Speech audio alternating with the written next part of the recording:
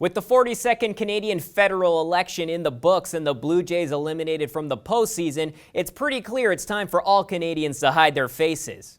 After all, it's Halloween, that one day of the year where you can be called a slut and take it as a compliment. Joining us with a look at how this annual event may affect the political landscape is our chief Halloween correspondent, Jason Agnew. Now, Jay, I don't quite see the connection between politics and Halloween. Thanks, Matt.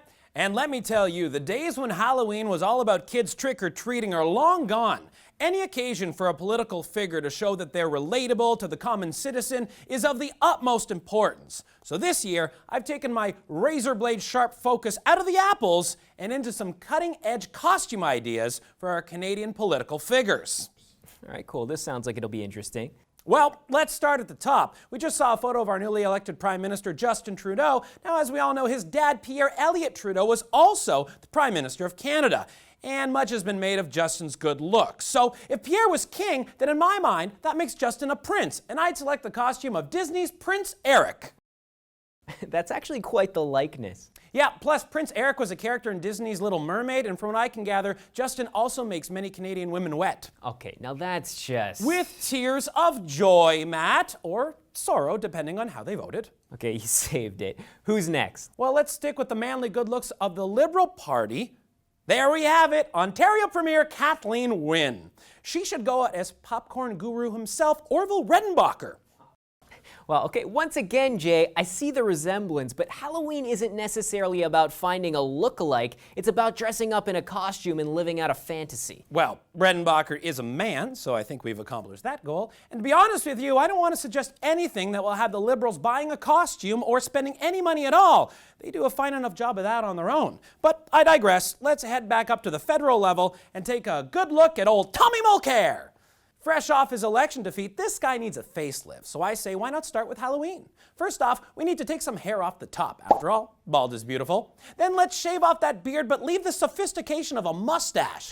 Now, if we could just wave the magic wand of Halloween and make him overall just more handsome? Ha-ha! There we have it! Wait. So you want Thomas Mulcair to dress up like Jack Layton? Listen, if he had done that on October 19th, then maybe we wouldn't have a Disney prince as our prime minister right now.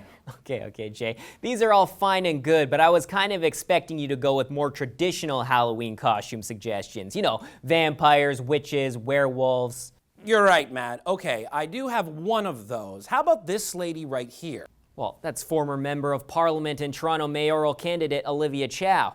Yeah, I think it's best to go very traditional with Ms. Chow, and I have opted for a ghost. A ghost? Why? Well, because you can't see ghosts, Matt, and considering the fact that she stepped down in Parliament, lost her Toronto mayoral bid, and then lost her riding to Adam Vaughan in the federal election, she's done one hell of a job of making herself completely invisible to voters. Can't disagree with you there, Jay. Okay, we've only got time for one more. Okay, well, we've already seen photos of Harper, Trudeau, and Mulcair, so if I learned anything from the election, I'm pretty sure we have to include Elizabeth May or there's going to be a peaceful protest.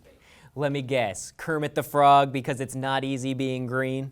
I like that thought process, Matt, but actually I have three options for Miss May.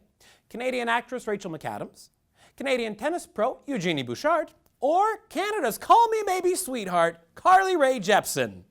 Okay, well, those are actually people, not really costumes. Oh, I just thought it would be nice for Elizabeth May to dress up as a Canadian woman that was actually relevant for once. All right, and with that, we leave you.